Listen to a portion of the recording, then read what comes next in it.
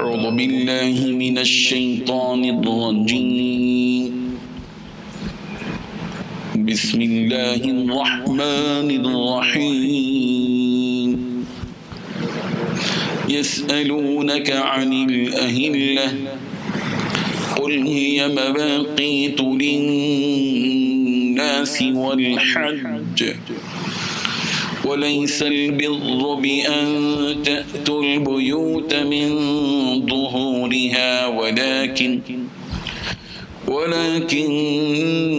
البر من اتقى وأتوا البيوت من أبوابها واتقوا الله لعلكم تفلحون صدق الله العظيم. حاضرین و ناظرین، یہ درس نمبر 122 ہے اور سورہ بقرہ کی آیت نمبر 189 کی تلاوت کی گئی. یسألونک، لوگ آپ سے سوال کرتے ہیں، عن الاہلہ، چاند کے بارے میں. قل، کہہ دیجئے پیارے پیغمبر، ہی مواقیت للناس، یہ اوقات مقررہ ہیں لوگوں کے لیے، والحج، اور حج کے لیے، ولیس البر، اور نیکی نہیں ہے کہ بأن تأتوا البیوت، کہ تم گھروں میں آؤ، من ظہورہا، پچھواڑوں کی طرف سے، ولیکن البر، لیکن اصل نیکی یہ ہے کہ من اتقى، کہ کوئی تقوی اختیار کرے. وَأَتُوا الْبُيُوتَ، تم گھروں میں آؤ، من ابوابها، ان کے دروازوں سے، وَاتَّقُوا اللَّهَ، اور اللہ سے ڈرو، لَعَلَّكُمْ تُفْلِحُونَ، تاکہ تم کامیاب ہو جاؤ. اس آیت کا پورا ترجمہ دیکھیے.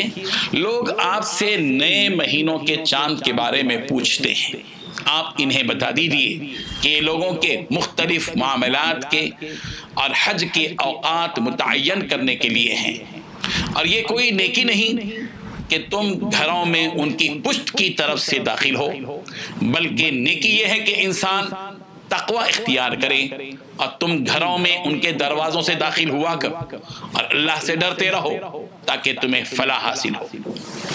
حاضرین، اس آیت میں اللہ تبارک و تعالیٰ نے 3 باتیں بتائی ہیں. ایک یہ کہ چاند سے متعلق جو سوال کیا گیا اس کا جواب دیا گیا ہے. دوسری یہ کہ گھروں میں داخل ہونے کا مہذب طریقہ بتایا گیا ہے. اور تیسری یہ کہ تقوی کامیابی کا باعث ہے، یہ بات بتائی گئی ہے.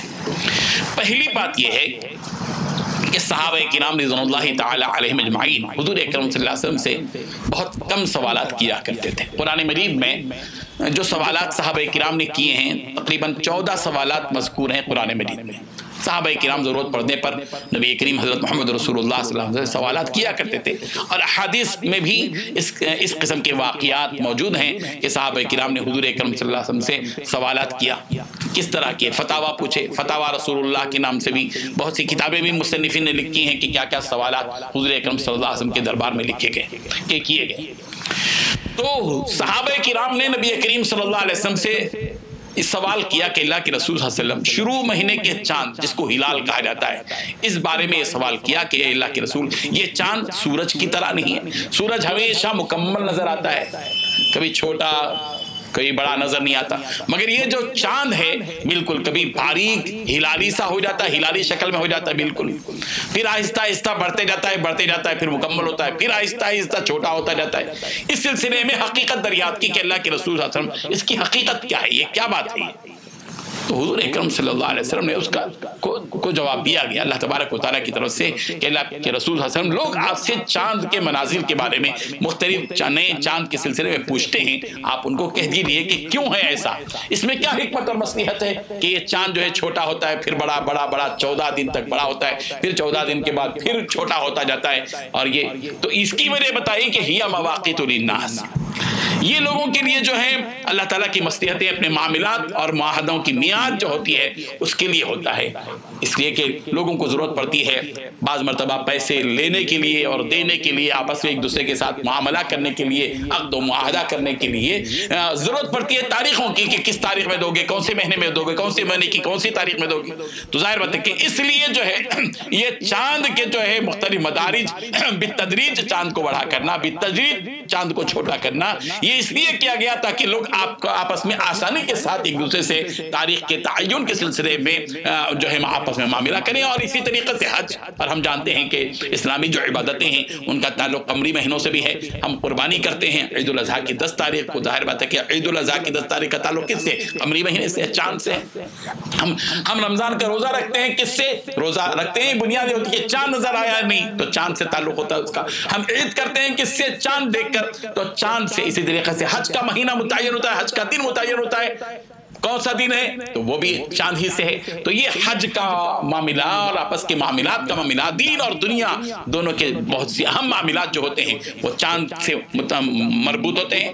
ایک تو یہ بات بتائی گئی، اور دوسری بات یہ بتائی گئی کہ عرب میں لوگ جو ہے بعض مرتبہ گھر کے پیچھے کے راستے سے داخل ہوتے تھے، سامنے کے راستے میں سے داخل ہونے کو پسند نہیں کرتے تھے۔ بالخصوص عرب کے لوگ احرام کی حالت میں جو ہوتے تھے، احرام باندھتے تھے تو احرام کی حالت میں ہوتے تھے تو گھر کے سامنے کے دروازے سے نہیں جاتے تھے، پیچھے کے دروازے جاتے تھے، اور سامنے کے دروازے سے جانے کو بہت برا خیال کرتے تھے۔ انصار جب مدینہ آتے تھے تو اس وقت میں بھی جب سب سے پہلے آتے تھے مکے سے مدینے کو تو اس وقت میں پیچھے سے داخل ہوتے تھے، سامنے سے داخل نہیں ہوتے تھے۔ تو اس کو بہت عار دلائی رہتی تھی۔ حضرت براء بن عازب رضی اللہ عنہ سے مروی ہے کہ جاہلیت کے زمانے میں عرب کے لوگ جب احرام باندھ لیتے تھے تو احرام کے زمانے میں گھر کی پشت یعنی پچھواڑے سے داخل ہوتے تھے، اور ایسی حالت میں گھر کے سامنے کے دروازے سے آنے کو بہت برا مانتے تھے۔ اور یہ بھی نقل کیا گیا ہے کہ مدینے کے انصار جب حج کر کے واپس ہوتے تھے تو اپنے گھروں میں دروازوں سے نہیں بلکہ پچھواڑے کی طرف سے جاتے تھے۔ ایک انصاری جو حج کر کے آئے تو وہ گھر کے دروازے سے داخل ہو گئے، سامنے سے لوگوں نے ان کو عار دلائی تو قرآن مجید کی یہ آیت نازل ہوئی۔ کیا فرمایا اللہ تبارک و تعالیٰ نے؟ وَلَيْسَ الْبِرُّ بِأَن تَأْتُوا الْبُيُوتَ مِن ظُهُورِهَا، یہ نیکی نہیں ہے کہ تم اپنے گھر کے پچھواڑے سے آؤ، یہ نیکی نہیں ہے۔ وَلَكِنَّ الْبِرَّ مَنِ اتَّقَى، اصل نیکی جو ہوتی ہے وہ تو تقوی ہے، دل کے اندر کا تقوی ہے، پرہیزگاری ہے۔ وَأْتُوا الْبُيُوتَ مِنْ أَبْوَابِهَا، مہذب طریقہ جو ہے زندگی میں یہ کہ آدمی اپنے گھر کے اندر جائے، جس کے گھر میں بھی جائے وہ سامنے کے دروازے سے جائے، پیچھے کے دروازے سے نہ جائے۔ یہ تہذیب کے بالکل خلاف ہے۔ اور اس لیے وَاتَّقُوا اللَّهَ، تیسری چیز جو اللہ تعالیٰ نے بتائی وہ یہ کہ تقوی اختیار کرو، اللہ سے ڈرو، لعلکم تفلحون، تاکہ تم کامیاب ہو جاؤ۔ معلوم یہ ہوا کہ دنیا جہاں کی کامیابی اللہ تبارک و تعالیٰ نے تقوی میں رکھی ہے، فارمولہ اللہ تعالیٰ نے یہاں دیا ہے کہ کامیابی کو اگر حاصل کرنا ہے دنیا میں تو تمہیں یہ چاہیے کہ تم تقوی کی زندگی کو اختیار کرو۔ اللہ تعالیٰ ہم سب کو عمل کی توفیق عطا فرمائے۔ وآخر دعوانا ان الحمدللہ رب العالمین۔ لا الہ الا اللہ، لا الہ الا اللہ۔